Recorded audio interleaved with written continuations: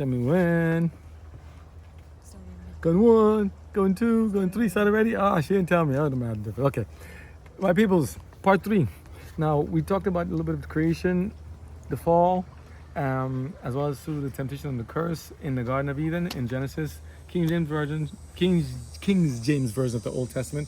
Now we're going to do Ellen G. White's expounding a little details on what happened, what could possibly happen. A little bit of stuff from the creation. I'm going to go to the main thing, the fall. So this is chapter called The Creation in the Patriarchs and Prophets of Ellen G. Chapter 2 of Ellen G. White's writings. My poor book, I'm for sure you guys, you forgive the embarrassment, the book is falling apart. It's trying so hard. But this is taken on from the chapters 1 and 2 of Genesis and from Psalms 33, 6 to 9. So a little bit of the creation, okay? I'm going to go a little bit, the parts are highlighted in red, and then I'm going to jump straight to kind of a bit of the ending and then to the temptation and fall, because I'm trying to save you some time. I know the videos are long, but it's trying by the grace of God to give you as much information as possible while not making your head spin. It's a lot. And God's word is very detailed. Everything is packed. But, just for the right time we need it. The creation. Okay? He says, by the word of the Lord were the heavens made, and all the hosts of them by the breath of his mouth. For he spake, and it was. He commanded, and it stood fast. Psalm 33, 6, 9. He laid the foundation of the earth, and it should not be removed forever. Psalms 104, verse 5. Remember? Okay? He says here, as the earth came forth from the hand of his maker, it was exceedingly beautiful. Its surface was diversified with mountains, hills, and plains, interspersed with noble rivers and lovely lakes.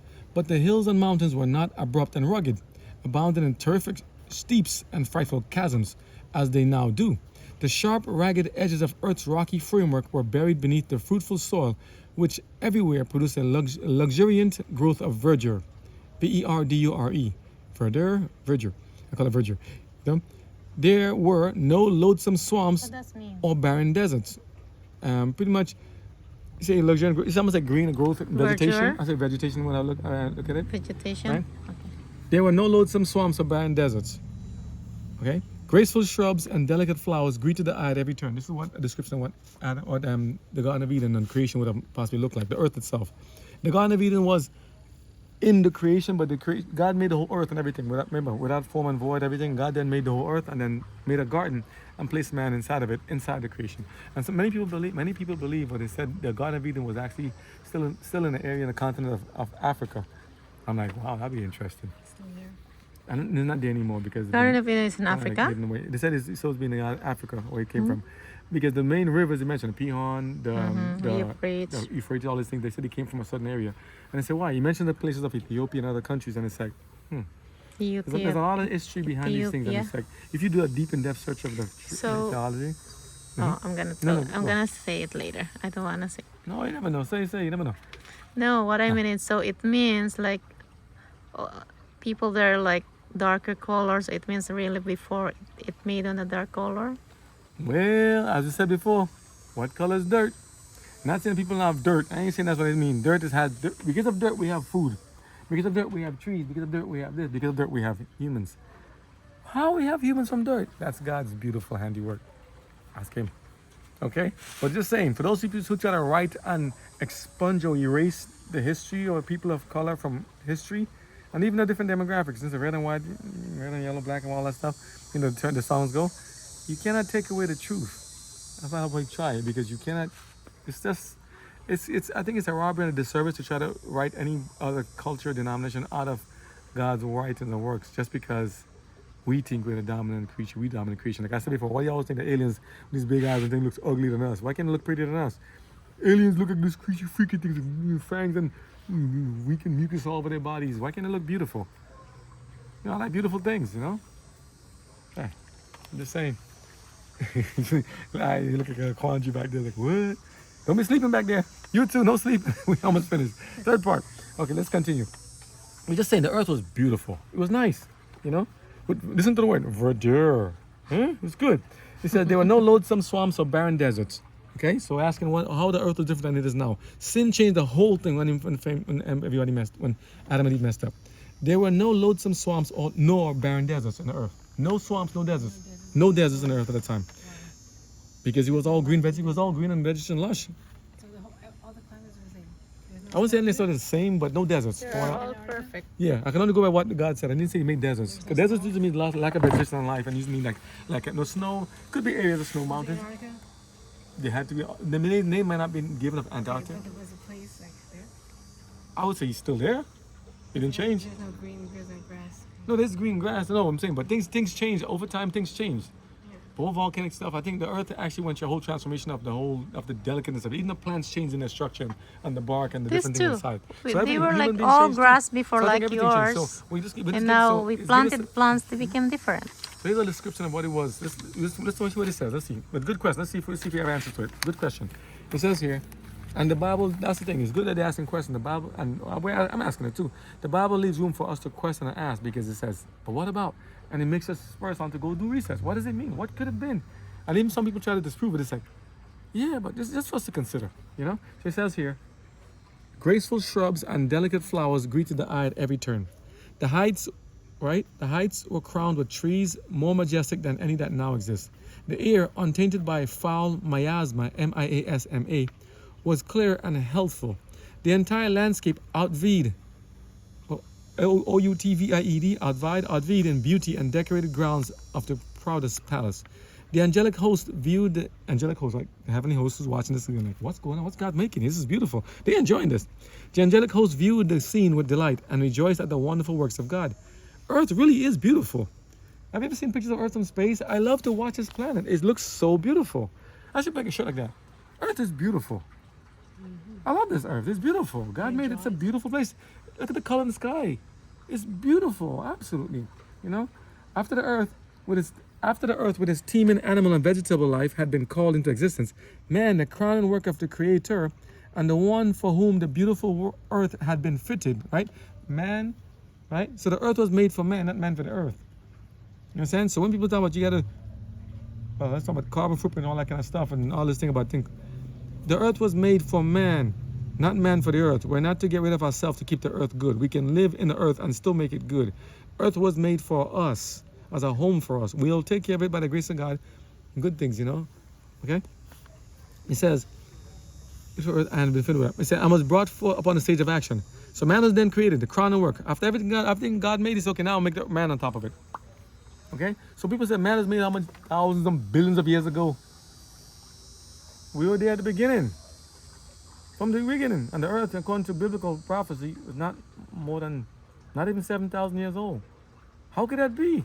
Study archaeology. So, listen, even the carbon dating system is very questionable.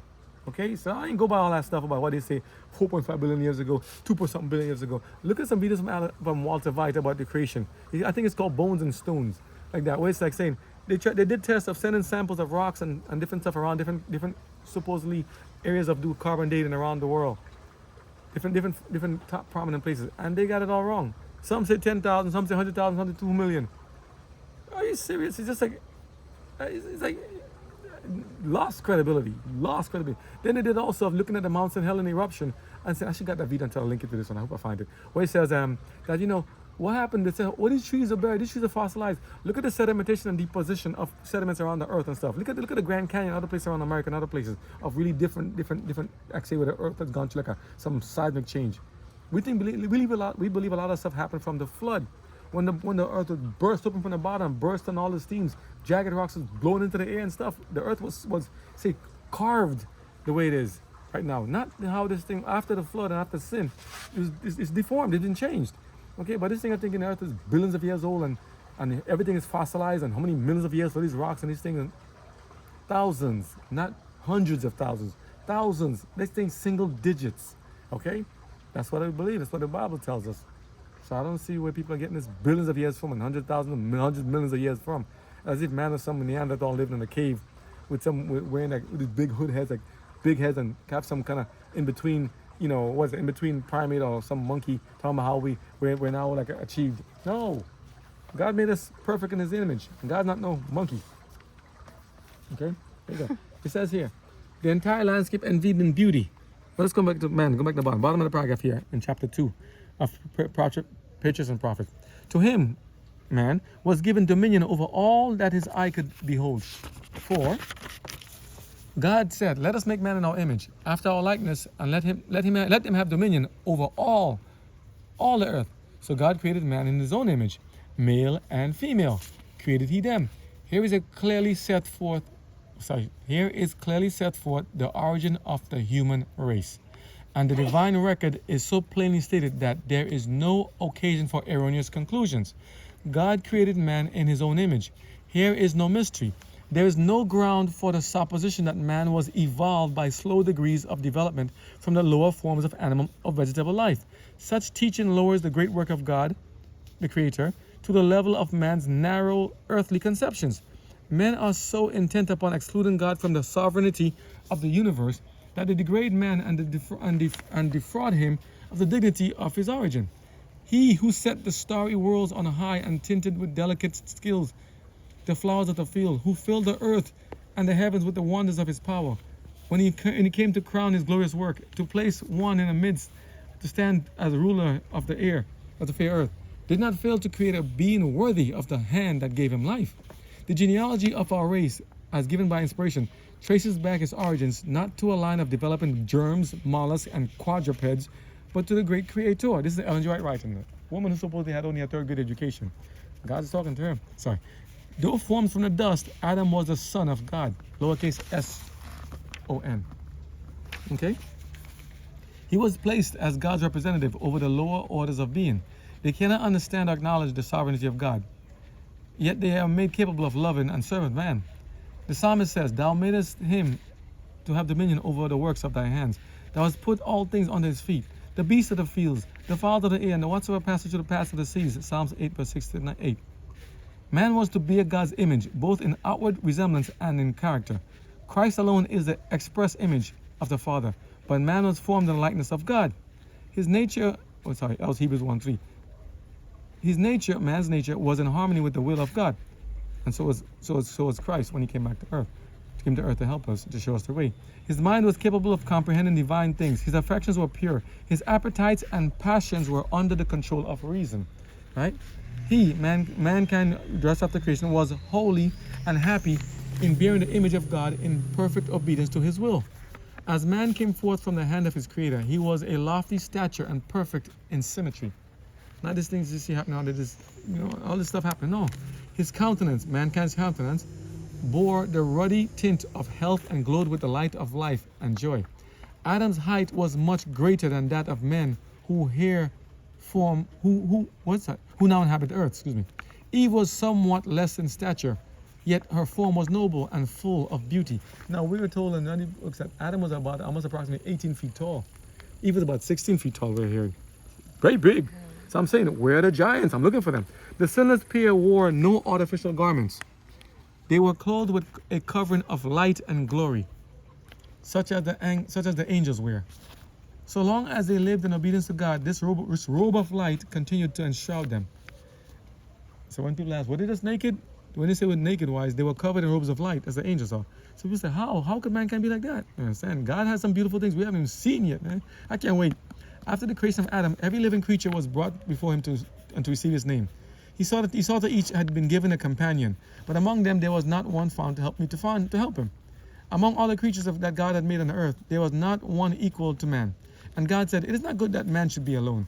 I'll make him a helpmeet for him. Man was not made to dwell in solitude. He was to be a social being. So when people are trying to tell us that new policies and laws are made to make us antisocial with each other, we are to push back against those things, okay? We need to socialize and be here with each other. Without companionship, the beautiful scenes and delightful employments of Eden would have failed to yield perfect happiness. Even communion with angels could not have satisfied his desire for sympathy and companionship as another human being. You know what I mean? There was none of the same nature to love and to be loved. That's sweet. So he has a desire in it. God himself gave Adam a companion. He provided an helpmeet for him, a helper corresponding to him, one who was fitted to be his companion, and who could be one with him in love and sympathy. Eve was created from a rib taken from the side of Adam, signifying that she was not to control him as the head, nor to be trampled on his feet as an inferior, but to stand by his side as an equal, to be loved and protected by him. A part of man, bone of his bone and flesh of his flesh, she was his second half, showing the close union and the affectionate attachment that should exist in his relation. We see second half. Second self. We see that. Oh, that's interesting. Let's read that again. A part of man, see? bone of his bone and flesh of his flesh. She was his second self. Interesting. That's very good you said that. Think about it. No, you just quote and make a mistake. I understand. Listen, I ain't trying. It's not trying. If I read and make a mistake, it's okay. It's good to get this thing pointed out. So think of it. So this is interesting. You say a second self. I say second half. Is it because I've been told people always say, I met my other half, my soulmate, my other half in life. Many people believe that you're not complete unless you have a half. Your other half is there with you. Because Your half God husband, say half you wife. become one. But the two shall become one flesh. But you can have two products Or becoming one. you also. Add wheels to a car, and the car is one car. Add wheels to the chassis and the structure is one car, right? Add the feet and stuff to the table and components of a table is still a table, right? So all the pieces make up one. God the Father, God the Son, and God the Holy Spirit, Holy Ghost, make up one God. But they're three individual entities. What they're breaking in the house, we don't know. But let's see this. So, but the thing is that God, this is as she just said, God made his second self. That is very interesting to say a second self. Is it a doppelganger? No. She's a woman. She's a clone. No, she's a second self. That means he's to love. If he loved himself, he'd love her too. This is equal. So he made a second self. I haven't seen that phrase. I totally might have missed that phrase when I first read it. His second self. That's actually more powerful than just being a second half. Because second half, suppose you never get married. Not everybody's going to get married in this world. Not everybody's going to have a companion. Then what are you, half? God says you're a second self. You're complete. God made man and soul. Naked came out into the earth. He came solo. He goes and go solo. You can't take anybody there with you. And though some people tried in the times of pharaohs and other different empires and dynasties. But think about it. If you're a complete self, then you're already complete. God didn't say you weren't complete by yourself. Some people tell people, you need to get married, you need to get a husband, you need to get something. It's good to have a wife, it's good to have a husband, but Paul and them even said in the New Testament, it's okay to not be married, it's okay not to have a husband and a wife. If you need to focus more on God, you choose to, that's your choice. So you should not be forced into having a husband or a wife or a spouse. There should not be any force upon you. You should see, hey, I like to have a companion, I want to be. And not everybody wants a wife or a husband. Some people don't want to be, some people want to be with themselves. But it's Not everybody so wants to have lonely. children. Some people want to have children. It's their choice to exercise between them and God. So why are we trying to make it for them? We love children. I love children too. And we said it's good to have children because otherwise who take care of everybody else in their old age? It's a continuous cycle. So it'd be good to have children and to multiply, as God said. Be fruitful and multiply. But some people so choose because of different reasons, finances. We talked about it last time. We had a different topic about abortion and other stuff. People made decisions for themselves to do that. Some people call it family planning, though they've been using it in kind of way, or as they would call the Right Food Act and other things, and saying they're doing it for our benefit. They've used nice terms to mean other bad things, and it's not proper. But to stick with this, he's just saying that we need to understand that God made man and woman very special and unique in their own individuality and sphere. And when they're united together as a twofold cord, there can be a beautiful union for the power and development of the world and everything else. It's a benefit, it's a blessing. Okay? Let's see this one. This way it says here. Man. Yeah, he was good. That's what mankind says here. Holy and bearing. Okay, Mr. God, perfect obedience to his will. Let's see. I'll make sure I lose where I am. On this side. Okay.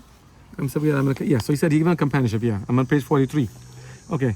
So bone and bone. Okay. So he said half. Yeah. So he said not half. He said self. She was his second self. S-E-L-F. Okay, not shelf. S-E-L-F. Showing the close union and the affectionate attachment that should exist in this relationship. For no man ever yet hated his own flesh, no, but nourished it and cherished it. Ephesians 5 verse 29. Therefore shall a man leave his father and his mother and shall cleave unto his wife, and they shall be one. Okay? It doesn't mean half and half. He just said, now as you said, one standing next to one, and God in the middle makes three. Like a threefold cord. God celebrated the first marriage. Thus, the institution has for it. Remember I asked about where marriage came from?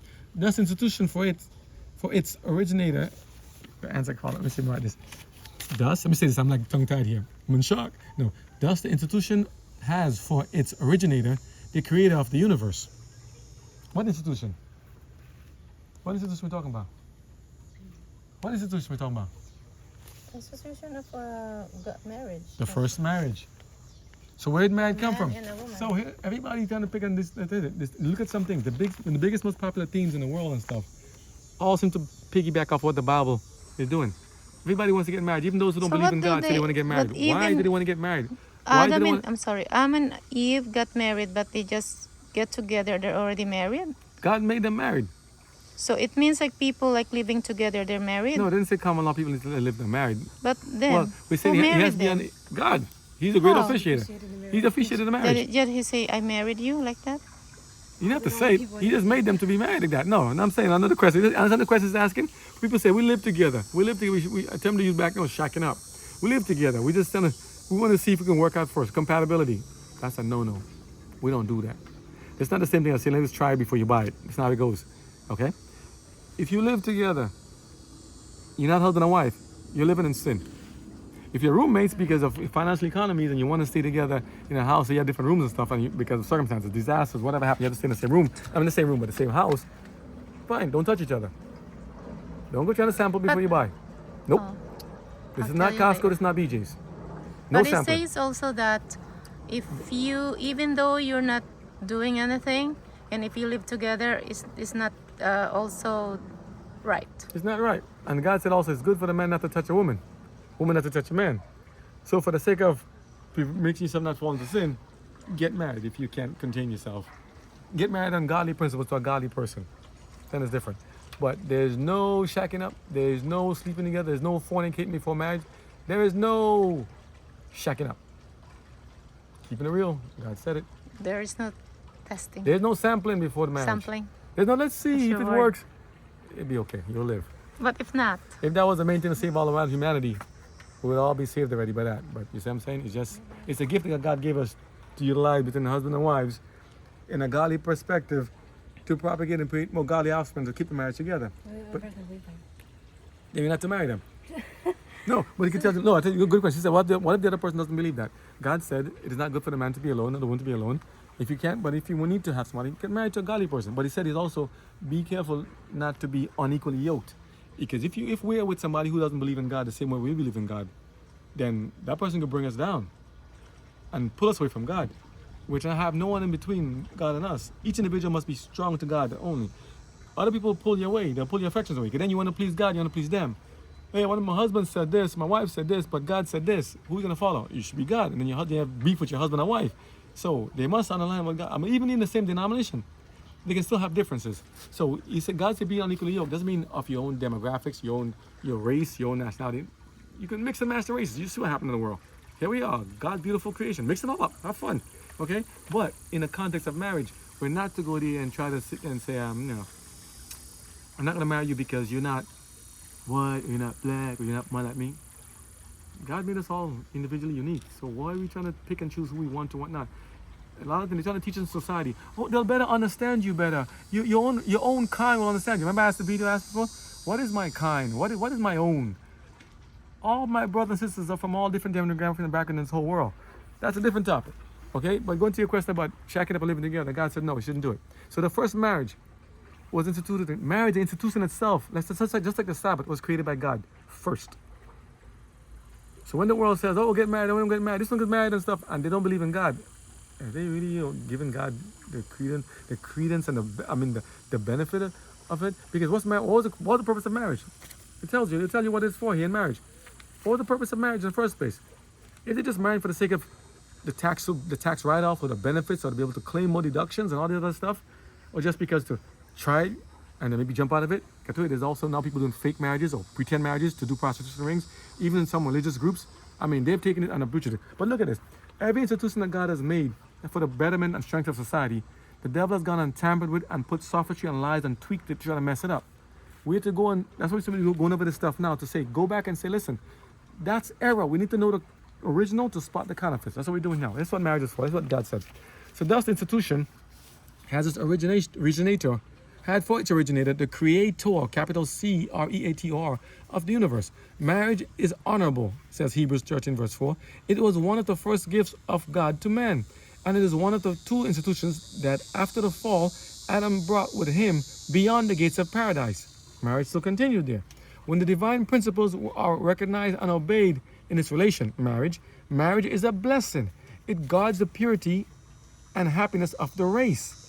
Human race, not mean the race like race or white, black thing. It means the human race. It provides for man's social needs, marriage, right? It didn't say the SEX thing. It said marriage. Sex helps, but that's not the main thing. Marriage, okay? People they confuse marriage with that. That's not what it's about. That's part of it. But suppose you, so just talk about that. Suppose you got injured. Suppose you got injured from the waist down. Suppose you got injured. Suppose you lost an arm or leg. Suppose it doesn't work. What do? You don't get married. You don't get love anymore. Some people right now are leaving their spouse or partner because it doesn't work, because it broke. They're not satisfied.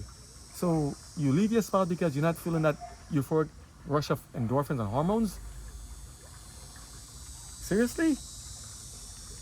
Gotta think about that. What did God make marriage for? Listen to it, okay? It provides for man's social needs. When he said man, mean mankind's, man and women, social needs. It elevates the physical, the intellectual, and the moral nature. What? Marriage. That's what marriage is for. Okay?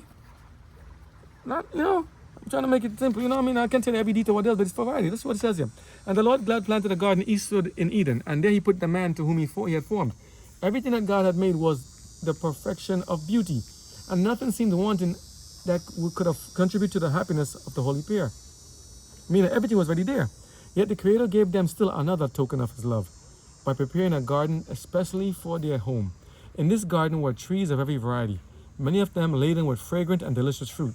They were lovely vines growing upright, yet presenting a most graceful appearance, with their branches drooping under their load of tempting fruit of the richest and most varied hues. Tempting doesn't mean tempting in a bad way. Tempted. I'm tempted to do the right thing, tempted to eat good things. You can be tempted for good too. I mean that if you surround yourself with good things, like good food, good thing, healthy, it's like, wow, I want those good food. That's it.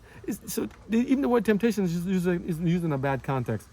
Be tempted usually means devils mess with you. No, it doesn't mean that. It means you can be like, hey, it may spur me on to want something more, something nicer, something good. I'm tempted to buy a new Mazda, like Mazda. A lot of stuff, you know what I'm saying? Tempted, but it doesn't mean, you know what I mean? You have to do it. But, in this sense, it means the fruits are good, okay? He says here, very nice, beautiful fruits. Taste good, smell good, everything's good, right? He says here, where am I? I lost my track, right? Yeah. He says here, it was the tempting fruit of the rich, yeah. It was the work of Adam and Eve to train the branches. You know what he says? To train the branches, gardening, of the vine to form bowers, B-O-W-E-R-S, thus making for themselves a dwelling from living trees covered with foliage and fruit. The garden was used to be a place of dwelling. They made a home from the vines and the thing. D.R. Horton here, Florida Dream Homes, and all the different places make these big homes. They lived in nature, a garden home. That's very interesting, right? It says here. It says there were fragrant flowers of every hue in rich profusion. In the midst of the garden stood the tree of life, surpassing in glory all other trees. Its fruit appeared like apples of gold and silver and had the power of perpetual life. The creation was now complete. The heavens and the earth were finished, and all the hosts of them. And God saw everything that he had made, and behold, it was very good. Eden bloomed on earth. Adam and Eve had free access to the tree of life. No taint of sin or shadow of death marred the fair creation. The morning stars sang together, and all the sons of God shouted for joy together. In Job 38, verse 7. The great Jehovah had laid the foundations of the earth. He had dressed the whole world in the garb of beauty and had filled it with things useful to man. He had created all the wonders of the land and of the sea. In 6 days, the great work of creation had been accomplished, and God rested on the seventh day. This is where the Sabbath comes back from since creation. He rested on the Sabbath on the seventh day, right? And blessed the seventh day and sanctified it, because that in it God had rested from all his work which God created and made. God looked with his satisfaction upon the work of his hands. All was perfect, worthy of its divine author, including the Sabbath. Sabbath was instituted by God in creation, and also not the burdensome thing you hear about today and some people doing the Sabbath thing. Not like that. God's way is different, not the way the world is doing it. Okay? And in marriage, two things already there that God made. Lasted the test of time. God looked with satisfaction upon the work of his hands. All was perfect, worthy of its divine author. And he rested, not as one weary, but as well pleased with the fruits of his wisdom and goodness and the manifestations of his glory. After resting upon the seventh day, here we go again, God sanctified it, or set it apart as a day of rest for man. Following the example of the Creator, man, right, was to rest upon the sacred day, that as he should look upon the heavens and the earth, he might reflect upon God's work, God's great work of creation, and that as he should behold the evidences of God's wisdom and goodness, his heart, man's heart, might be filled with love and reverence for his Maker by just observing the Sabbath. Like how we doing today on this God's holy Sabbath day. We're just taking time to spend time with God and learn about and teach God's word. It gives us a chance to take a break. No more digging on the computer, no more all that stuff if unnecessarily. Just focusing on God's work. That's cool, you know? In Eden, God set up the memorial of his work of creation in placing his blessing upon the seventh day. The Sabbath was committed to Adam, the father and representative of the whole human family. Its observance was to be an act of grateful acknowledgement on the part of all who should dwell upon the earth, that God was their creator and their rightful sovereign. Do you understand? So when other groups, institutions, and people are saying the Sabbath has been nailed to the cross, it's been changed, it's been abolished, why would God change something that he created? And if God said I changed not, why would God change what he just made if he made it for us? Okay? God made this to last for eternity. You know what I'm saying? So people try to say that to do this, they want to do it, they want to get rid of it because it suits their convenience strategy. If the Sabbath is there, it tells me you can't do such and such. But if God said a 7-day Sabbath, which is actually on a Saturday, is still in effect, this first day Sabbath has to be questioned. This Lord's Day, is it found in the scripture? The Catholic Catechism tells you what happened with the Catechism with the Sabbath, how it was changed from Saturday to Sunday, from the 7th day to the first day of the week. Well, that's not sanctioned by the Bible, and that's not sanctioned by God. Ellen G. White doesn't say that's what it is. But he said that people will think to try to change the times and laws. They'll try to change it. God didn't tell them to do that. Okay? So he says here, its observance, the Sabbath observance, was to be an act of grateful acknowledgement on the part of all who should dwell upon the earth, that God was their creator and their rightful sovereign, that they were the work of his hands and the subject of his authority. It to show us our place in the universe, who we are to God. Thus, the institution of Sabbath keeping was wholly commemorative. Commemorative means to be done and given to all mankind, not just to the Jews or to other people, that is to the Jews, to all, A-L-L, mankind. Oh, it's for their Sabbath. No, it's for all of us. There was nothing in it shadowy or of restricted application to any people. God's Sabbath is for all people. God saw that a Sabbath was essential for man. Even in paradise, he needed to lay aside, who? Man needed to lay aside his and her own interests and pursuits for one day of the 7. That he, man, might more fully contemplate the works of God and meditate upon his power and goodness. He said, take a break and look at God's thing. That's what the Sabbath should be about. He needs a Sabbath to remind him more vividly of God and to awaken gratitude because of all that he enjoyed and possessed came from the beneficent hand of the Creator. So the Sabbath always should point us to being thankful to God for everything he's done and created for us. God designs that the Sabbath shall direct the minds of men to the contemplation of his created works. Nature speaks to their senses, declaring that there is a living God, the Creator, the supreme ruler of all. The heavens declare the glory of God, and the firmament showeth his handiwork. Day unto day uttered speech, and night unto night showeth knowledge. Psalm 19, verse 1 and 2. The beauty that clothes, T-L-O-T-H-E-S, clothes the earth, is a token of God's love. We may behold it in everlasting hills, in the lofty trees, in the opening buds, and the delicate flowers. All speak to us of God. The Sabbath, ever pointing to him who made them all, bids men, M-E-N, open the great book of nature and trace therein the wisdom, the power, and the love of the Creator. This is what the Sabbath is about. Not to be this burdensome thing that people have made it to be. It's not, they've done destroyed. That's the Satan again working, messing it up for us. Our first parents, though created innocent and holy, were not placed beyond the possibility of wrongdoing. Now here's where we get a contrast now.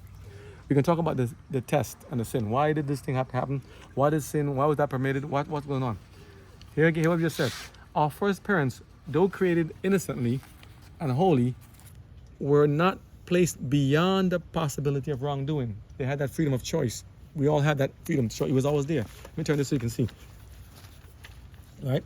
God made them free moral agents, all of us, capable of appreciating the wisdom and benevolence of his character and the justice of his requirements, and with full liberty to yield or to withhold obedience. Had the full liberty. It was always there from the beginning. That's what I always said in the video. The choice was always there. They were to enjoy communion with God and with holy angels, but before they could be rendered eternally secure, their loyalty must be tested. Listen to that. But why was the sin thing permitted? Not because God wanted to make us mess up and die. No, We had to be tested to see if we were. Adam and Eve didn't sin yet, but they had to be tested. Why? Because why? It says they were to enjoy communion with God and with the holy angels, right? That's what the purpose of man was to be, to enjoy talking to God and living with God. That's why you're going to have in the new heavenly Jerusalem made anew again, communion with God and angels, right? But before they could be rendered eternally secure, that means there's something coming. There's more after this. Okay, not reincarnation. Okay? I mean God coming back the second time. Eternally secure. What secure? The peace, the communion with God and the angels? You mean this is probation? You know when you go for a job, it's a new job, and you're gonna get hired, they give you like a little trial period, right? Try it out, see how it is before you get hired. Up maybe 5 months, a week, 2 weeks, a month, a year. You know, everybody can see if you're a good fit for the company, or you matching with everybody else. Notice, can you get along with angels, mankind, in your freedom? Can you get along with angels? Can you get along with your coworkers? Do you know these people? Are you just part of your staff? You know what I'm saying? Even then, they had this thing up there. So again, probation, give them a try, because not everybody works out. Not everybody's equally yoked together, and some people should not be. Now here's something. Now that may apply to them being tried to be tested like that.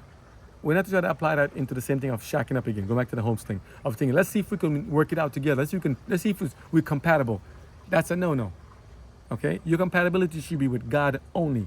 Him with God, you with God, the female. Not you each other trying to try what it is. After that, what you have left? You used up all the goodness in the meantime. You mess around so much, then you say, I want somebody else. Then what happens then? Who's left heartbroken? The guy most time gets, yo, good job, praise, you got get credit, yo, what's up? Next, the woman lost her shame, virginity, her state, her character. Do you know there's a spiritual connection that goes on between men and women when you get into intimate relations with each other and intercourse, all that stuff? Do you know what thing goes on there? It doesn't affect men and women the same, but some women actually have the effect. Some people get very suicidal after this stuff. When you mix together, you also change. You also have spiritual crossings that go on between them. People don't understand. This is not just some simple act of people just laying around and putting things in one thing here and all that stuff here.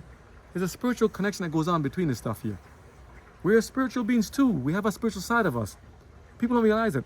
Women have a certain thing about it. And you see what Ellen G. White talks about this stuff. When you link up with somebody that's a partner, but even necessarily your wife, whether your husband or wife or not, you exchange certain spiritual things that people don't see. It's more than just an act of fluids and all that stuff. It's a thing that goes on there that people don't see. It will affect you for the rest of your life. If you link up with the wrong person and you get the wrong spirit, it could mean a death sentence to you. If you get the wrong thing also, you can get all sorts of STDs that are the outside stuff. The inside stuff is what tells you. God says those who like to engage in fornication and mess around and like to spread it to other people, like to go and sleep and all sleep wrong, he said he'll destroy you. Isn't that something? He said your body is sacred, your body is a temple. Him who defiles his body, God will destroy. So, should we take it very serious when God says, don't mess with this body? You know, God said he's married to us, this body also, right? He's married to us. So if you're linking up with somebody else other than God, we're cheating on God. Then we're adultering then. Wow. I'm telling you, you got to go deep. And don't take my word for it. Study the Bible for yourself. Here a little, there a little, put it together. No shacking up, no trampling, no trying out, no, let's see if it works. No. God didn't say that. Okay? So, as with the products of saying this probation time of seeing if it works, if you guys are good together, shacking up is not a probation time for you guys. This probation talks about judgment, eternal judgment. But if you do decide to go shacking up and thinking this is fine, regardless of what God has told you, there will be eternal judgments for that too. It won't end well. Just letting you know. God said it. Do it God's way. If you like the person so much, if you love them so much, marry them in a godly fashion. Care for them, take care of them, work together, help them, help each other. But don't think that you need to be married to be complete. There's a distinction there. Husband and wife, man and woman, you don't have to be married to be complete. You're complete in God. Okay? A husband and wife is a helpmeet to you. Okay? You're not, if I don't have any more, suppose you do get married and suppose the person decides to leave and depart or to stray or to cheat or something, or to cheat and go somewhere else. That means your life is over. You've lost your other half, never to be come back again. You're now walking one side of the halfway down, like walking like half a body and down the street. No, it's not Halloween time. Okay? Not how God's not a God of incompletion. When he said it's done, it's finished, it's complete, it's done. He said it's good, it's good. He made you male and female. It's complete. Okay? He didn't take you guys and cut you in half and put you join your body back together like some Frankenstein. Okay? Self and self. Thanks for pointing that out. Some people say more than half, more than 50%, 50%. No, it should be 100 and 100%. 100% plus 100%. That's 200 already. If you add it together, put God, it's 300%. That means even better than the first. No, 300% is better than 100%. Threefold cord, not easily broken. God's way is good. But you're not 50-50. But you should share your equal in wealth and stuff with each other. But don't get greedy, but be 50-50. Share your wealth 50-50. You all, and with the kids, share your wealth. Okay? And if you have obligations for those who want to skirt their parental duties, another thing. Tangent, yeah, I'm talking about it. Okay? Tangent. You have children, we are required to take care of our children. We're required to plan in advance. If you're going to have children, plan to set aside how you're going to save and budget your finances to make sure you can take care of the children. Okay? We didn't get to go into that the last time, but we should be making these things here. Oh, things happen. I didn't mean to. Yeah, kids can happen when you're just messing around and, you don't plan to. It can happen. Okay, that happened. Okay, are we going to just know what? Get rid of it? No. Take care of it. Take care of this child. That's God's gift to you still. Even though the circumstances may not be the most appropriate, may not be the one you have chosen, there's still a life to be cared for. We are obligated. We have to take care of our obligations now. Okay? We discussed about the other circumstances before. We're not going to go into that this time. But just saying that parents should take care of their children in a godly fashion. Children, respect and honor your parents. Okay? And if you have children, you shouldn't have somebody chasing you to try to get child support, male or female. You should not be abandoning your children, male or female. We should not be abandoning anybody, any child. God will deal with us. If we leave and abandon a child and the child goes up messed up and gets messed up in life and loses their salvation, we'll be held accountable. If you say, I made a mistake and I didn't know, I gave them up for adoption, I didn't know what happened to them after that, try to reach and reconcile with them. And those who adopted, try to get in touch with your parents and stuff if you can. But even if you don't get in touch with them, it doesn't mean that you're not complete. It means that your parents are just vehicles to make you. God can use anyone to make you. Many people can be a foster parent or a caregiver or a guardian. Okay, so we don't have to have our biological parents around us to be, oh, I'm a child now, I know my mom and dad, now I'm finding completion. If you don't know who your mother and dad are, God's the only one God made them, and therefore he made you. Go right too. Primary is you, right there, you and God. Okay? So you are very important, valuable. Whether you're born to a mother and father that you see and are with, or whether you've been here by foster care or something, you're here. God made you, okay? So please, people don't tease each other, don't make fun of each other, don't condemn yourself, don't condemn anybody else for whatever you see that. Child is a child is beautiful, a child is a gift, child is a present, child is from God, okay? So our first parents, marriage, make godly offspring. The Sabbath needs to be honored and reverenced, good thing. Okay, now, we're talking about the test again. So here's a shift. This is what I'm doing also to kind of give you a stop to get a shift over.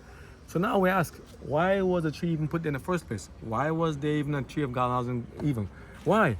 Because this loyalty must be proven. Just as how a husband and wife or partners or dating people need to understand,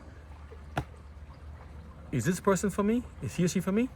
Are they always looking elsewhere for greener grass or pastures? Are they always straying for something? Yeah? Are they faithful? Can they be trusted? Do they have good character? We need to test them and ask the questions. I like to ask questions directly. You got somebody else? You got a boyfriend, girlfriend? You got someone about? You have someone there? How do you define what the terms you mean? That's just on the relationship level of that. But in general, because that's like a marriage thing, so it's commitment for life, pretty much. Marriage was not made to go and come jump in and jump out, like one night stand or something, or like going to get married in Las Vegas and coming out and getting divorced next day. Or someone lady said she married herself and divorced herself. I mean, seriously? You're looking on YouTube. Marry yourself and divorce yourself. It's a new trend, they said. But maybe it's old now. It's really trends that come and go. But marriage is still there, and so is the Sabbath and all that stuff. But they've taken God's thing and abused it. As even something as an intimate relationship between a man and woman, in a godly sense, in marriage, I've taken and abused it. Tell you now you can go sleep around, do what you want. It's for your enjoyment, and benefit. But it's to their destruction. Do you know many people who have too many partners in life end up very unstable, anxious, and messed up mentally? We're not supposed to be doing that. Those who have too many, guys, I have slept with 100 women, all this stuff. It can change you. It can mess you up. Okay, so stick with one wife, one husband. The best thing. Okay? And God forbid if something doesn't work out and the person becomes an unbelieving spouse or partner, if they're not abusing you or harming you or anything, stick with them and pray to God that God will change them over. If they start cursing God and hating you at the same time, divorce them, leave them. And ask God to help you find another. If they're unfaithful, they're cheating, they're adulterers, ask God why, and ask them also. But don't go harming yourself because they left you, because you did something wrong necessarily with that. But if you did something wrong, you should acknowledge and say, okay, I messed up, I understand. You know? But it's another reason I keep asking, why do they put all these people in most of the movies, always the divorced parents or divorcee or somebody reconciled after divorce. All these things they're gonna plant in our minds. But you know, it's just like just saying the same thing goes. You need to know your partner, know who you are, and have good communications and be able to say, if it doesn't work out, be able to say, go to counseling, talk to them out. I mean, this is ditch and run, you know, if that's the case. I mean, you work with them and try to work it out through marital counseling and stuff like that. See if you can work out your differences. But, you know, put an effort into it. You know, talk and communicate. Talk and be honest. But humble ourselves. Go as servants to help each other. Not to be like, okay, I'm coming in, I'm the boss. I know it's me. It's a man's world. Women have no say. Women have a reason what they got to say. Men have a reason what to say. And you could agree to disagree. Sometimes and they say best not to argue or thing over like that. And if you start yelling, cursing, don't even have that conversation. You start cursing, I don't listen to you. Start yelling, I don't listen to you. Talk civilly like we do now. I understand passions can flare, but you don't have to be yelling, cursing, and doing all that stuff. You know when you yell and curse, angels turn their back and leave. They don't, and the devil comes in and messes you up even more. Then neighbors come, then Alexa's calling the cops on you, so is the Echo is calling the cops on you. You're fighting, getting domestic in the house. You can turn bad. Just give me a warning. I'm saying, but don't. Why you gotta go to that? Why you wait till you get to that point? Just get along and talk. Sit down and talk like you're talking to God. Because when you do understand, how you treat your husband and wife is how you treat God. How you treat your husband and wife and your child and how you treat God. So don't think it's like, oh, you're gonna cuss and fight and wrestling, getting domestically violent and all that stuff. Seriously? What's wrong with those people when they get violent and get physical? Stop. Women don't hit men. Men don't hit women. Stop. Okay? Self-defense is different. Okay? But don't do that. No, getting violent, that relationship needs to stop. I need to get some serious counseling there or end it. Okay? You don't be sitting there harming each other physically and all that stuff. But going back to this thing here, this test. But all that stuff is still saying, even in a marriage relationship, as well as every other human relationship, we have to be tested to see if we're worthy, if we're worthy to be allowed to come into the presence of the holy angels and God. Are we going to be another Satan, another Lucifer, another deceiver, another usurper?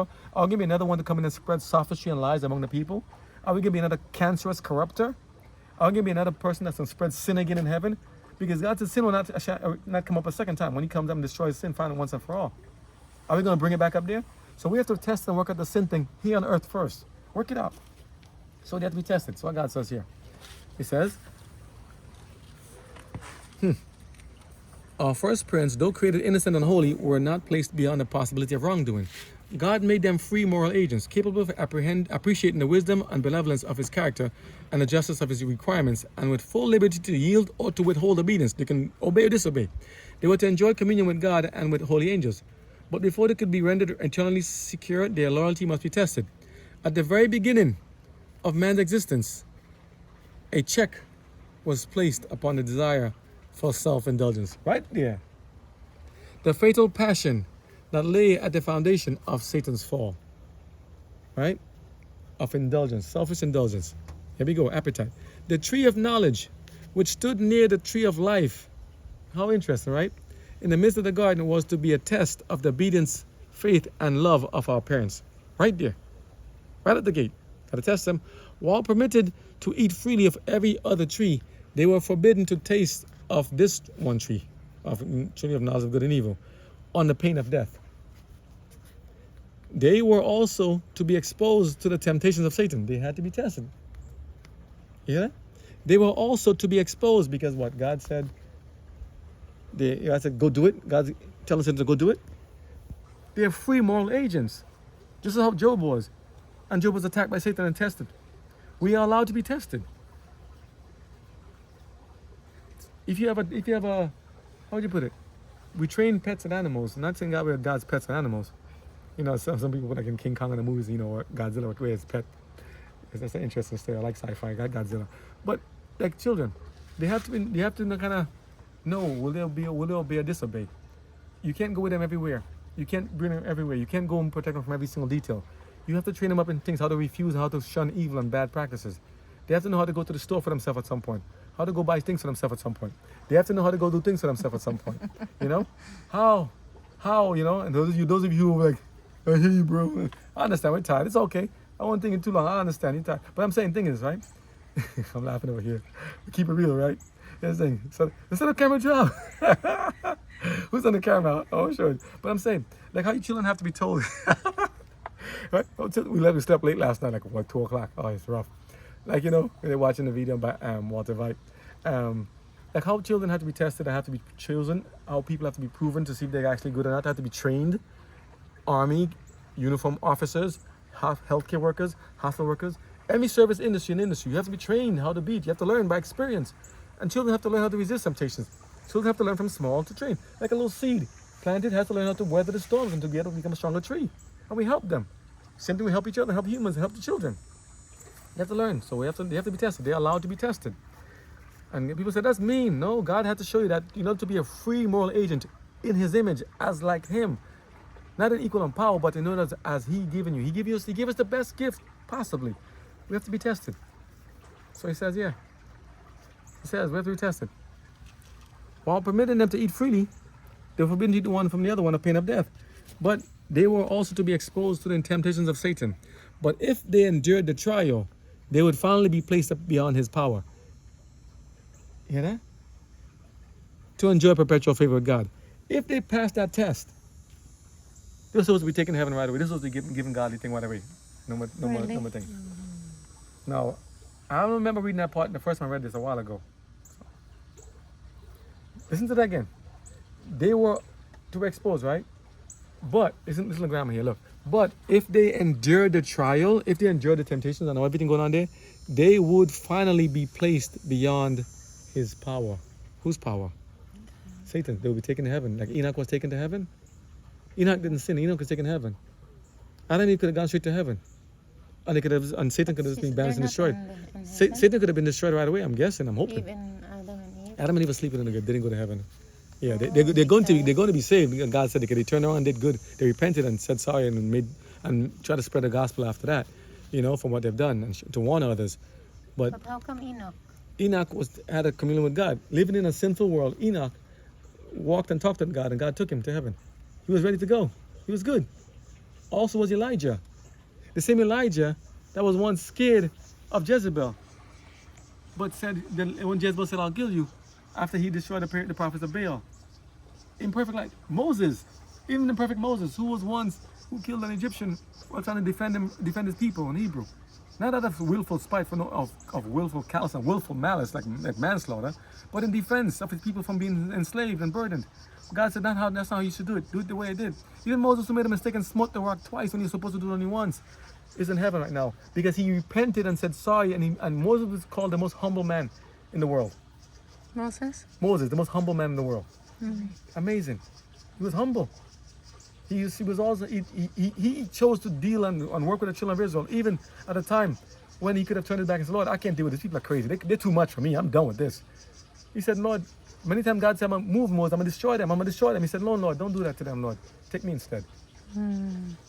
So Moses was like a God-Jesus character. When Jesus is now on the Mount of Transfiguration, trying to get strength to see how to fight the hour of temptation and the crucifixion, who talked to him now? Moses and Elijah. You see them on the mount. And when Peter goes, Lord, shall we build a temple for each one, a memorial for each one of them? For real? Why? Because now they went to the test. They were tested. They were like human beings too. They were human beings too. They went through all the suffering struggles, fell and got better and everything. God said, when a person that gets it from a fall and asks God, Lord, I messed up. I'm so sorry. Forgive me. God said, I'll take you. I'll save you. I'll fix you up. It is God's right to choose who He wants to bring with Him or not. He's telling us, I'm showing you these we call the first fruits. I can bring them to heaven with me as the first fruits. Telling you that these are some gifts that I'm going to give to you when the time is ready. But I may need you to be an earth to go through the rest of the test, to teach other people, to be an example to them, to teach other generations. But He can choose to take some, and leave some if He wants to. But there's no secret rapture happening before He comes back. For those who are thinking, oh, He's going to do that. No, He's not a God of chaos. If you look at the secret rapture long term and the way they talk about it, it's going to be chaos. Raptured chaos. People been taken out of boats and planes and jets in motion while other people on the plane still. That's chaos. That's not God's way. Okay? So, God has a way to do it. So God says they could have been taken to heaven and maybe Satan could have been destroyed right away that time.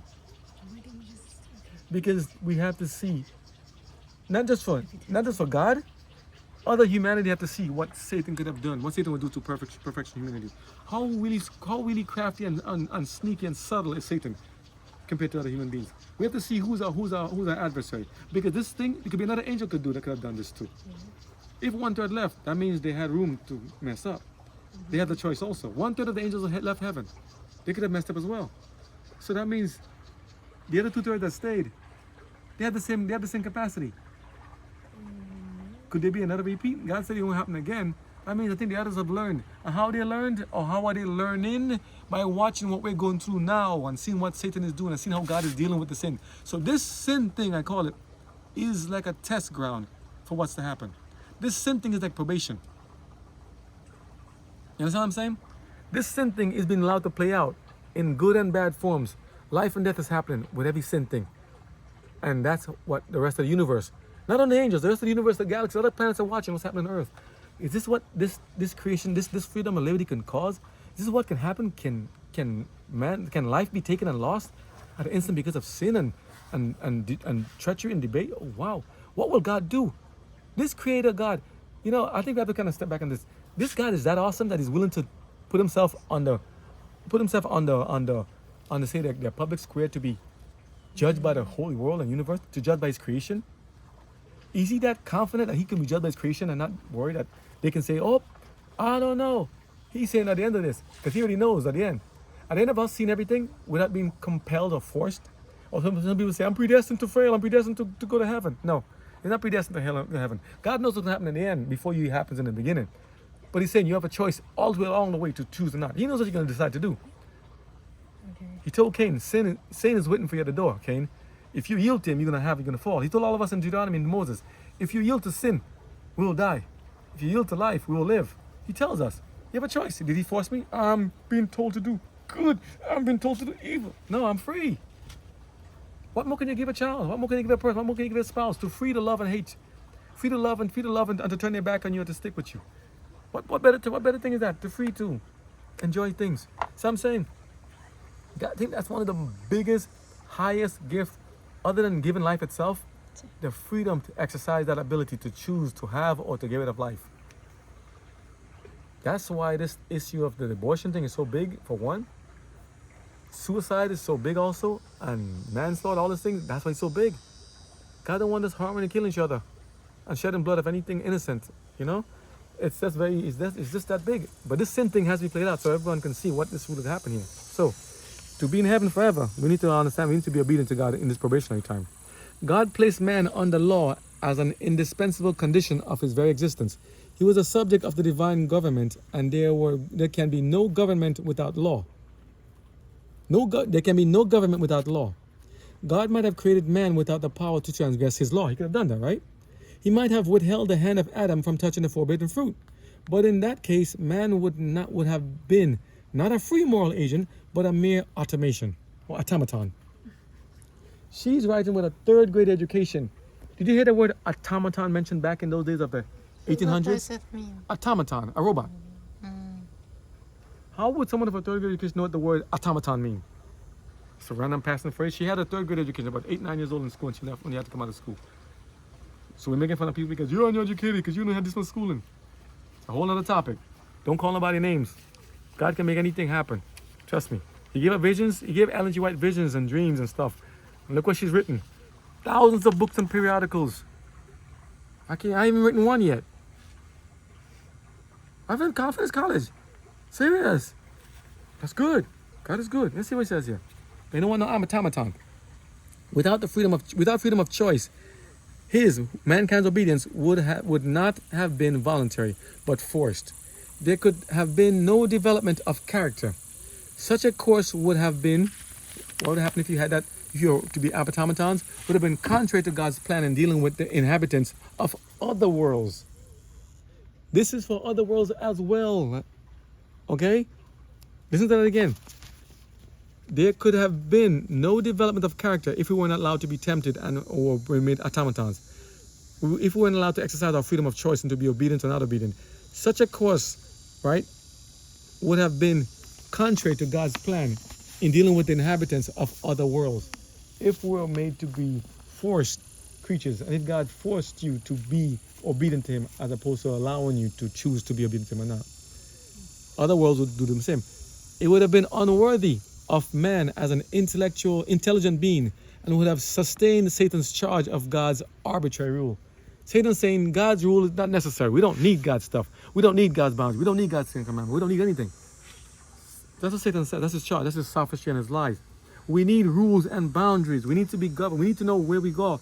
And God's 10 commandments, we need to know our place. We need to know our boundaries of when to act and when not to act. So we don't overstep our boundaries. Understand? We need to know the limitations to everything. He says here, God made upright. Yeah, God made upright. He gave him noble traits of character, right? With no bias towards evil. He didn't make you and made you with a bent. He said, I'm not born to sin. No. Born to be bad. No, God didn't make you to be born to be bad. Nope. He didn't have no bias, no bent towards evil. He endowed him, who? Mankind, man and woman, with high intellectual powers and presented before him and her the strongest perfect and perpetual, the strongest possible inducements to be true to his allegiance. Obedience, perfect and perpetual, was the condition of eternal happiness. Obedience, perfect and perpetual, continual, without being forced or coerced, was the condition of eternal happiness. On this condition, he was to have access to the tree of life. If mankind was to be always trying to be obedient to God without sinning, having that freedom to know he can mess up any time if he didn't yield. The home of our first prince was to be a pattern for all other homes as their children should go forth to occupy the earth. That home, beautified by the hand of God himself, was not a gorgeous palace. Men in their pride delight in magnificent and costly edifices and glory in the works, and glory in the works of their own hands. But God placed Adam and Eve in a garden. This was his dwelling. The blue heavens were its dome. The earth with its delicate flowers, like off the grid, and the carpet of living green was its floor, and the leafy branches of the goodly trees were canopy. It was walls. Let me see. Let me see how he reads. Its walls were hung with the most magnificent adornings. Could be a typo. The handiwork of the great master of artists. In the surroundings of the holy pair was a lesson for all time. That the true happiness is found not in the indulgence of pride and luxury, but in communion with God through his created works. We're not worshiping the created, we're worshiping the creator, right? If men would give less attention to the artificial and would cultivate greater simplicity, they would come far nearer to answering the purpose of God in their creation. Pride and ambitions, right, are never satisfied. Everyone wants to be the ruler. Alexander the Great, I heard he died at 33 and trying to take over the whole world. So did Rome and Babylon. They all want to take over the whole world. And look at where it ended. Crumbled and defeated, and all of them in the end. Dead now. Right? Pride and ambition are never satisfied. But those who are truly wise will find substantial and elevating pleasure in the sources of enjoyment that God has placed within the reach of all. To the dwellers in Eden was committed the care of the garden, to dress and to keep it. Their occupation was not wearisome, but pleasant and invigorating. Even gardening is good. It's exercise. You're moving your limbs in your body. It's exercise. Good blood flow. Good stuff. It makes you better. I actually think better. I make a lot more ideas and stuff when I'm doing work. I get more creative and stuff. We need to be work. We need to be active, not solitary or sedentary, right? Solitary, not sedentary. Excuse me. Right? Sanitary. Yeah. Right. God appointed labor as a blessing to man. Physical work that make you sweat too. Man and woman, mankind, to occupy his or her mind, to strengthen his or her body, and to develop his or her faculties.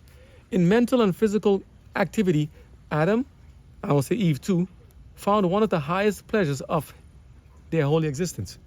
And when, as a result of his disobedience, and her now included, the poor book is trying hard to stay together, he was driven from his beautiful home and forced to struggle with the stubborn soil to gain his daily bread. That very labor, although widely different from his pleasant occupation in the garden, was a safeguard against temptation and a source of happiness. Even after the sin and the fall, God still said it's good for you to still labor and do gardening and to do handiwork and to do labor's work. That's still good for you. It needs to help you, keep you. They say idleness is the devil's toy. That's what they always told to their kids. Idleness is the devil's toy. Or idleness is the devil's playground. Most people, when they're idle, do nothing, sitting around just trying to see what to do with themselves, twiddling their thumbs and fingers, just trying to see what to do.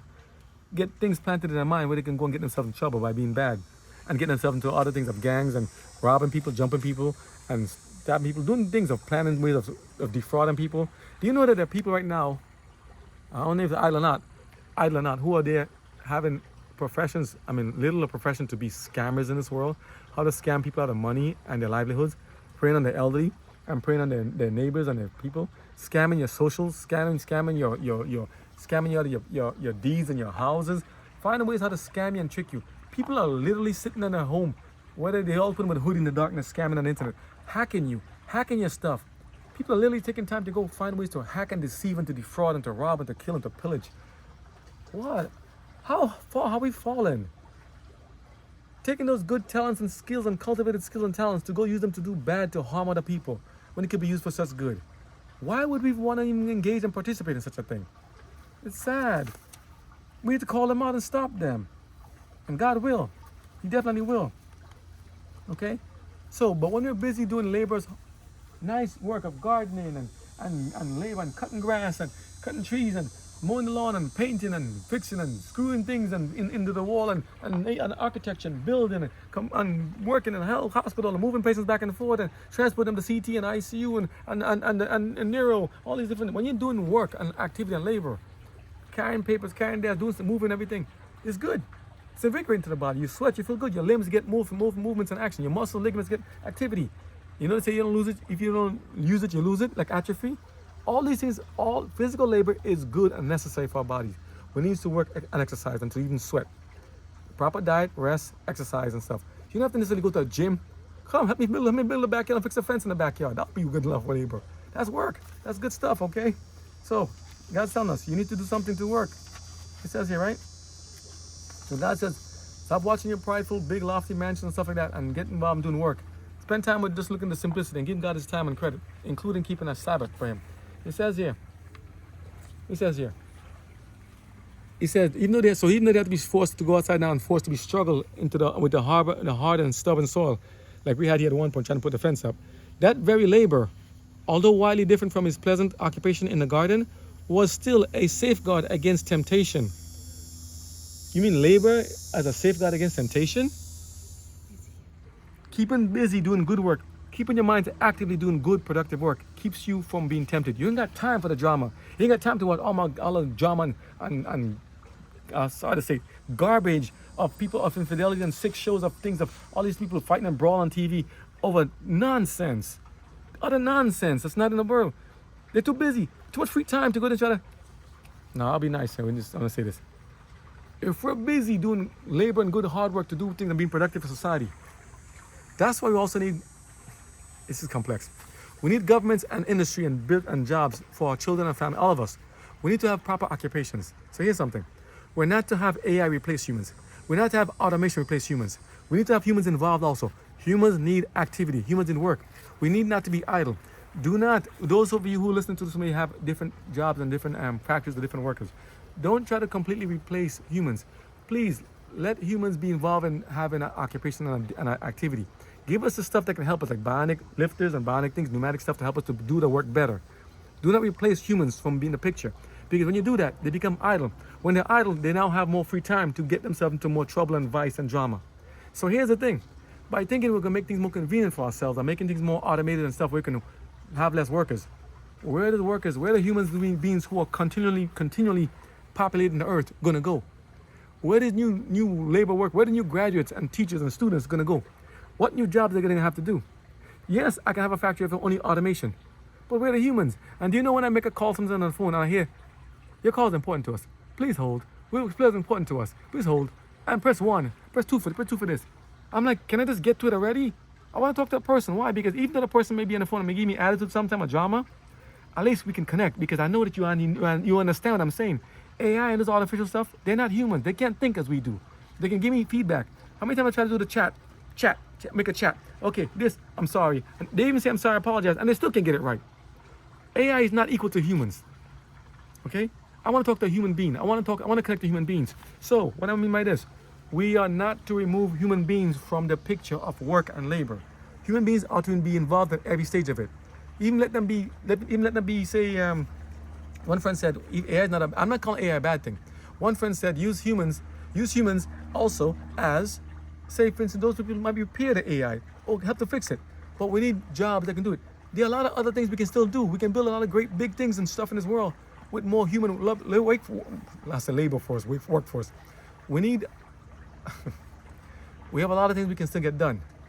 There's a lot of labor to be done still. We can clean up forests and trees and shrubberies that can cause fires and burns. We can clean up the parks, the They rivers, those just lakes. don't go there. No, hear me saying, we can do those things with the people who may need jobs to do it. We have the income, we have the resources. Some people have money going out of their ears. We can find jobs for the people to do. There is work to be done. If people try to tell you there's no work to be done, they're lying. There is work to be done every day. Even gardening, it's never completed. I always need to go back and do it over. The grass needs to be cut still. With the workforce going up around some countries that have big populations, they use India and China as an example. Let them be involved. Let them work. Take them, and if you have to bring them, outsource them, send them to work in other areas too. Let them work in fields and farms too. There's nothing wrong with that. They did it back in the time of Mao Zedong back then, and making of things. But some of them are tricked, right? From what I understand. But think, there's enough work to be done in the earth. As populations grow more, there's enough work to match. Okay? So I don't hear people saying about, oh, there's nothing to be done now. They have to go idle. Groceries, bagging, helping the elderly, helping the sick. If you had one person for every person that was elderly, have an assistant with them, it's enough. If you have anything, we have 9 billion people, right? Cut it in half, roughly. How much is it? About 4.5 billion, right? Okay. 4.5 billion. Help the other 4.5 billion. It's a match. Some don't want to work, then they're lazy. If they don't want to work, if God said they don't want to work, they shouldn't eat. You don't want to work, you shouldn't eat. God said it. Don't get mad at me. I'm saying what God said. This is what I'm saying. You need to work. You need to be laborers. We need to do something too. Okay? God says everyone needs to put their hand to the wheel. Everyone needs to participate. And the song in the reggae song goes, nobody wants to plant the corn. Everyone wants to raid the barn. Some people want to sit back and graft and be a leech and a parasite. They even had a movie like that once, Parasite, right? People want to pretend to be somebody's life. Instead, they want to go there and try to find a way to scheme you at your money. Trying to steal your money from the back door. Find some way to usurp you, steal your bank account, and make some tricks. I mean, the audacity of these people to come and try to steal your stuff and tell you about, they want to talk about, call you and talk about, hey, let me try to trick grandma and grandpa out of their life savings. I mean, the height of it. What cruelty and wickedness will make you do such a thing? Not saying you, I'm saying the people do that, right? Take the time to go try to rob and defraud other people when you can do so many other things. There's work to be done. Go paint the surface over. The roads, it always needs to be done. If you had enough labor, and here's another thing too. Some people don't want to pay their workers the proper money. If we had workers who were getting a proper fee and a proper salary, and a proper wage, they wouldn't have to go and scrunch and work 2-3 jobs. Suppose everybody had a living wage, right? Now I ain't talking about this thing stipend they want to propose to give everybody a living wage. What do you call it? Something they don't know for ML something. They don't know for ML whatever. Suppose everyone had a job there, and they all get paid equally, or they got paid good enough so that they can actually afford to buy the food and goods that they have there, right? There's no need for it. Your packages will be delivered on time. You will need to be scrunching, trying to find how to cut time. Everyone was participating. Humans, we need to put the humans that are growing right now in this world to work. Put them to be involved in tasks that benefit other human beings. We are work-driven. We are works-driven. We need to be involved in helping other people. Why am I believing this thing? Because it's happening. They're trying to get rid of people from the work industry. And then they're saying, what's going on? Why are they all bored and suicide themselves? So now, getting to that point, when they're too idle, when they don't have enough things to keep themselves busy, they have time to start contemplate, let their mind start to spin on work now. And the devil says, I'm going to work on them. So now they have apps telling you that you need to go rearrange your face and cut your nose and make it narrower, smaller, bigger, eyes wider. Make yourself chop up. They have too much time on their hands, too much freedom to do that kind of stuff. And how much money that costs? Here's something too. The people doing this stuff ain't mind collecting the money. They got names for you. Maybe call it poor sap. They know that this is a lie and a gimmick they have to you. They know you will find me for, but they want to sit there and help you rearrange you. Why? To line their bottom pockets and said, I'm just doing what the people asked me to do. Like Herod. Was it Herod or Pilate? I washed my hands of this blood. I'm not involved in this thing that happened here. I washed my hands of this blood, this innocent man's blood. They're chopping up all young boys and girls and the people in the world right now. Tell them they need to get double eyelids and double lips and tummy tuck and Botox and fillers. Knowing full well that it can cause disastrous effects in the end, even kill them in the process of doing it. They know this can be a death and danger to them. Instead of them trying to fix it, they said, nah, let me make money off of you that. You want to believe it? It's your choice. They don't force you to sign here. Taking out loans and stuff now they can't pay the loans back. Why? Because of taking things, of going contrary to God's thing. God said they're too idle. They need to be involved in labor and work. When we're not working, work is a gift. Labor is a gift. When we're trying to not working, we're gonna get ourselves in trouble. We need to be busy. When we're too idle, we get ourselves in all kind of stuff. Talking on the phone, talking about things, playing around with something we shouldn't play around with, playing games we shouldn't be playing around with, doing things we shouldn't be doing. But if they're busy doing work in the house, the young children, the kids, the adults, everyone else, even all elderly people, give them work. Their mind, their faculties stay stronger and stay sharper all along and better.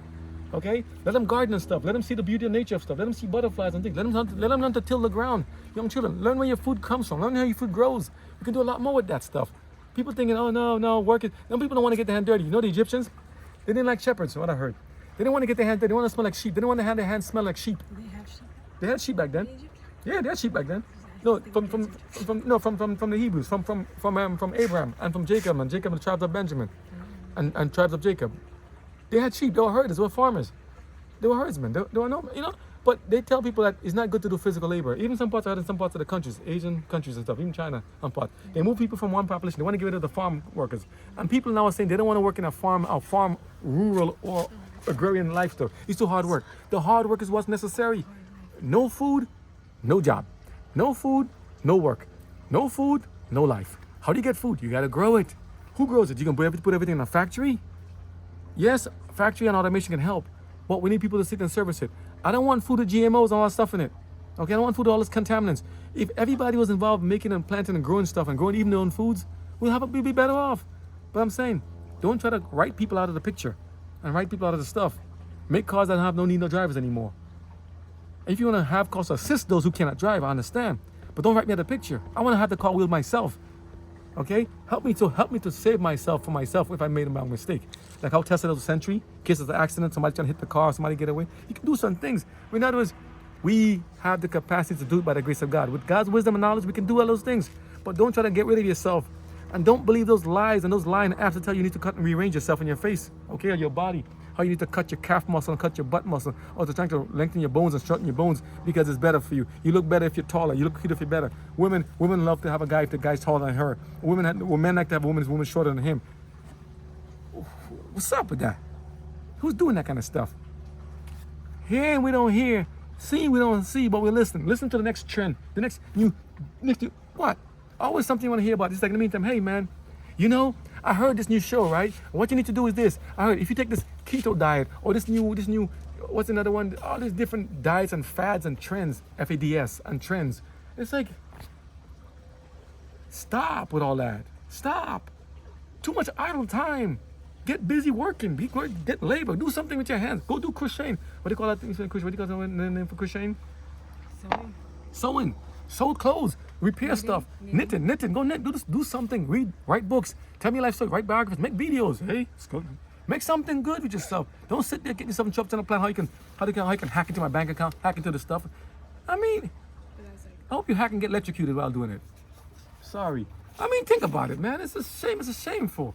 Now you say he's talking wickedness. I'm saying, think about it. If you have the audacity to go there and try to go hack into somebody's stuff, looking to find it to harm and weaken, sometimes you take somebody's life savings and some people suicide themselves to lost all their money. If you have the audacity to do that, I hope you at the end of that hacking thing, if you're unrepentant, knowing that you shouldn't do that, and you heard something like this, talk to you before, and your conscience was see it already, and you didn't do that, and you want to go there and do bad thing, I hope something bad happens to you in that regard for that.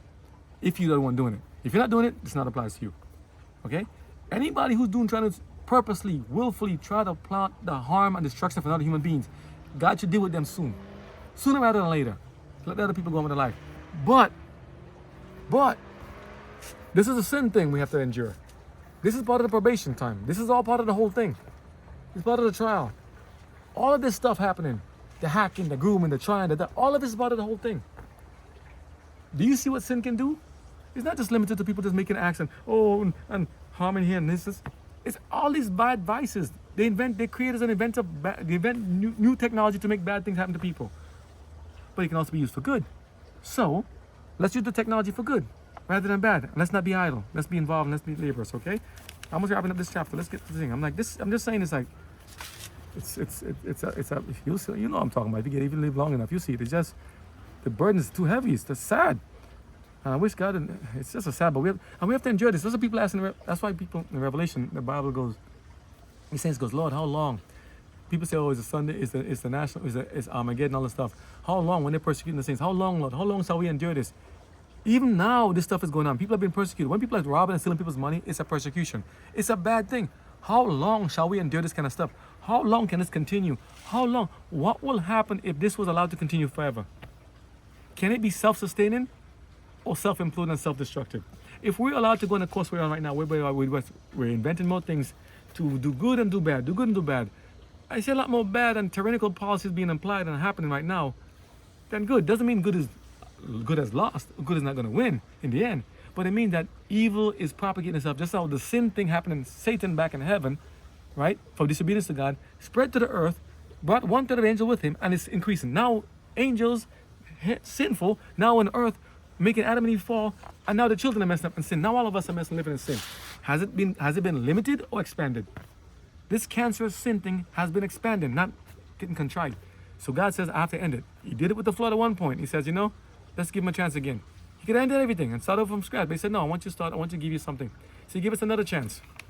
And he said, I'm going to end it again this time, once and for all, with fire this time. So this sin thing will be ended once and for all.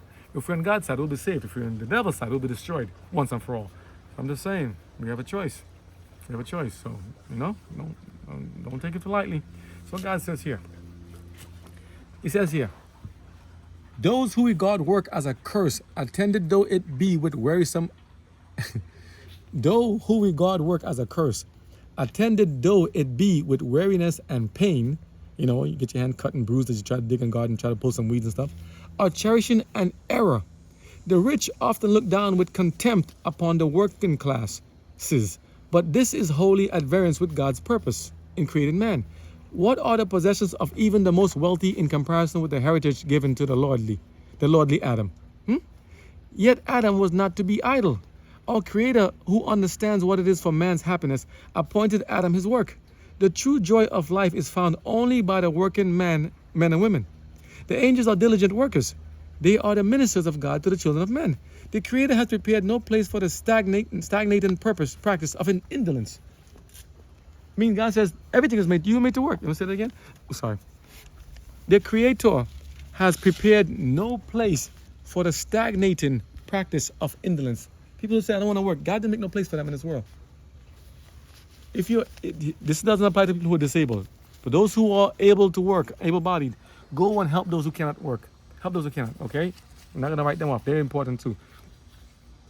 While they remained true to God, Adam and his companion were to bear the rule over the earth. Unlimited control was given them over every living thing. The lion and the lamb sported peacefully among them. They didn't eat each other. I don't even want to eat either. They don't lie. They didn't have it. The lion and the lamb sported peacefully around them, or laid down together at their feet. Nobody's getting harmed here. The happy birds flirted about them without fear. And as their glad songs ascended to the praise of their Creator, Adam and Eve united with them in thanksgiving to the Father and the Son. You see, even now we still have remnants of animals still loving. Even big ferocious animals like tigers and lions still can be petted to some degree. I'm not saying go do that now. Now don't do that. We're seeing videos of people saying some pets who were maybe saved or rescued. Remember their maker. Remember that actually they are rescuer, and they love them. Who maybe was raised. I've seen geese and lions and tigers and other creatures so happy and thankful to be saved, and they love the people. I'm like, but normally a lion will eat you. Something clicked in them that said, hey, but not everybody has that kind of influence. So I don't want to take a chance with that and play with a gator and say, hey, you're my friend. No. Lion, no. Tiger, no. Those who have the capacity, who have done something, like even a bear would normally attack you, mess with the cubs, they always tell us. They're very defensive and creatures. But some bears, when seeing a child rescued that they couldn't help themselves to do, and humans have saved them, come back and actually give them look at them with like a thank you look. Animals, even in the sea, have done that to other people who have been saved. And have rescued the human beings also, from sharks and other things. Whales have done it. Even orcas protect them sometimes. I'm like, what? Seals protect. I mean, the things that people do for humans still, in the animal world, it's a little lesson to learn from that. So I'm saying, those things changed when sin came in. And that will be the next part after this. That's part 4. I guess it's going to be 3. I'll do part 4 on my own. I'm going to let them take a break. They must be taking a beating back there with their poor son in the heat. Taking one for you guys. I love you guys, and they're trying. I'm going to end this one for them. Let's finish. But it's saying we need to be busy. So, God says here, while they remained true to God, Adam and his companion were to bear the rule over the earth. Unlimited control was given them over every living thing. The lion and the lamb sported peacefully among them and lay together. The happy birds were lying around them without fear, right? And the glad songs sing glad songs to the Creator. Everything was wonderful. The holy people were not only children under the fatherly care of God, but students receiving instruction from from the all-wise Creator. They were all talking and communing with God. They were visited by angels and were granted communion with their Maker. We don't have it right now because sin is messing it up with us, with no obscuring veil between. See, the people who now Adam and Eve after creation, right, were full of the vigor imparted by the tree of life, and their intellectual power was but little less than that of the angels. The mysteries of the visible universe, the wondrous works of Him which is perfect in knowledge, Job 37-16, right, afforded, make sure I get it right, afforded them an exhaustless source of instruction, right, and delight. The laws and operations of nature, which have engaged men's study for 6,000 years. Let's slow that down a little bit. Let's get this here. This book is written in 1800s into 1900s. Listen to what I just said here. It's not just said here. I want to show you guys something. She has here also, in this poor book here, a chronology of the dates of the people that live, a family of Abraham and stuff, even up to the date of creation. And the dates here in the book. Creation to the Exodus and the date, AM and PM dating. I don't know if you can, let me put it here if you can see that. 1 second. See if you can get a picture of this. Maybe someone can look at it better. Before I go on further, the dates. So you can go closer so you can see it. Like zoom in, make it real big. Ellen G. White's book, Patriots and Prophets, right? About the different things of the creation, the dates. The earth is not billions of years old, only in thousands. The dating system. If you go forward and back, I don't know if you can zoom in, they can look at it, they can pause and look at it. And go see if it's true or not. Look at this. From Adam, his time and his creation, his age of this and the age of the earth. From creation 0 up until the time of the earth. To the Exodus experience, 2600. After that, what? The creation from 4000 BC up until the time of what? The names of Adam again. And other groups continued. And here's also. And where they went and traveled. From the Exodus experience. I'm saying there's a lot of stuff in here, and she did this in advance. I'm saying God wants us to know what's going on, what happened to them, you know. Let me continue to finish up because I want you guys to hear inside and it to be too long. But I'm saying, so let's read that part again. Talking about the creation, the laws and operations of nature, which have engaged men's study for 6,000 years. She wrote this back in the 1800s, 1900s, right? Were opened to their minds by the infinite framer and upholder of all. 6,000 years. And they call it the millennium of peace, the Sabbath, the 7,000th year. So how old is the earth right now then? If we haven't had them, we're not in heaven right now to enjoy the millennium of peace. We're between 6,000 and 7,000 years. Take what God's word said from his inspired prophet. Let mankind prove otherwise that the Bible is wrong. It's amazing. Wow. I'll say it again. The laws and operations of nature, which have engaged men's study, men and women, for 6,000 years, were opened now to their minds, all of us, by the infinite framer and upholder of all. That's God. They held converse with leaf and flower and tree. Means they talk to the animal, the plants and stuff too. Plants and animals can understand and respond to your voice and to your care of them. They do. You guys don't talk. Look it up. Even then, the videos on YouTube to how plants respond to them. Talk to them kindly, they grow nice and flourishing. Talk to them mean and wicked and insult them every day. They wait that they don't do too good. Some of them drop a branch on you. Just saying, be careful. No, I'm just saying. But they will respond. They will respond. They even make a sound too if you tear them, if you harm them. Amazing. They've listened on different acoustics. You hear plants when you tear the leaf, like a little whimper of thing. I'm like, what? No, I ain't lose my mind. I know what I'm talking about. Animals know what they're doing. So those plants. They held converse. Even animals can feel when there's a loss or pain, or when they lose a loved one or a cub or animal. They can mourn in their own way, you know. They held converse with leaf and flower. Who? Adam and Eve. They held conversation with leaf and flower, gathering from each the secrets of life. They can actually converse with leaf and flower. Now, it doesn't mean they can actually speak words of do, but they can actually look and see how the plants, the leaf and the pattern, the veins in the back of the plants, like the veins in our body and arms, how they can work and monitor. They learn about life from watching nature. With every living creature, from the mighty Leviathan that played among the waters, Leviathan, like a massive whale, it seemed like, with every living creature, from the mighty Leviathan that played among the waters, to the insects, right? To the insect mote that floats in the sunbeam. Huh? You ever seen an insect mote? Adam was familiar. Even to the insects they're watching and they're spending time doing. Is there ever an end of the study of what things we can see? We haven't gotten to the bacteria yet, and the things, and the little stuff, and the viruses that they can see. You talked about bacteria. No, you're talking about it, but they're saying they existed back then. So I'm guessing they were alive. They didn't just happen all of a sudden. They were there, but they couldn't see them, but they were there. But there's no death back then. No death and decay. So what? Okay. So they were just there. They can live. You have flora. You have, but well, here's the thing. The bacterial flora in us right now. It doesn't necessarily eat us up and kill us. Okay, the other the bad bacteria, like the ones that are like. They're there, but they're kept in check. Nothing. There's no harm and death happening back then. There's no. I don't think there's like deadly mold and ferns and different things that makes people up back then. No, there's no death. There's no sickness, no ailment, no sickness back then. Nothing bad. When I get to the next part, I'll tell you about the one about the temptation of the fall. Then you see what happened, how they changed. But there's no pain and suffering. There's no death and dying back then. Even though in the toilet you may get a bruised hand or knuckle, from doing the stuff and pulling some tree branches. Even after the fall, you can feel it real bad then, But before, they were good. It was changed.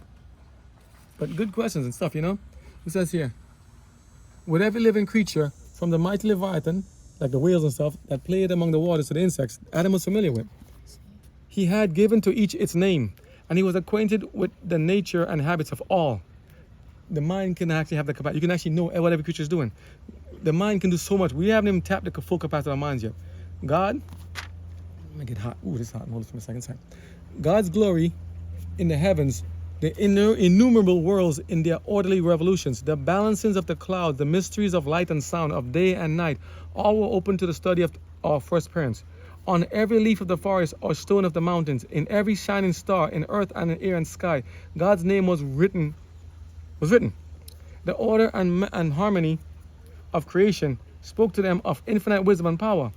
They, Adam and Eve, were ever discovering some attraction that filled their hearts with deeper love and called forth fresh expressions of gratitude. Back then, they were having all these things. They were getting all this knowledge from God. How He made everything, how He did everything. How much wonderful we can learn that from God too. So long as they remained loyal to the divine law, their capacity to know, to enjoy, and to love would continually increase. They would be constantly gaining new treasures of knowledge, discovering fresh springs of happiness, and obtaining clearer and yet clearer conceptions of the immeasurable, IMMEASURABLE, unfailing love of God. By knowing so much, they would have so much knowledge of God. So now let's conclude with this. After knowing all of that, let's conclude. I'm going to wrap it up with this last part here. After knowing that they knew all of that, how could they then still fall? And if they did fall, what are we to expect with ourselves? If them, being more holy and righteous and stronger in intellect and capacity and minds and in communion with them, how could they fall? How are we to compare to them if we were to take them on upon our human selves, human realm, right? Do we understand how powerful the devil is if we were to battle him on our own? If he can make them fall as wonderful and strong and characters and good character and intellect as they are back then, even after talking to God, knowing so much, having the same freedom to choose good and evil with us as we do now. If they can fall by the devil by thinking they can do it themselves, because I didn't hear them consulting God when they were being tempted. They repeated some lines what they think they heard of God say, what they heard God say.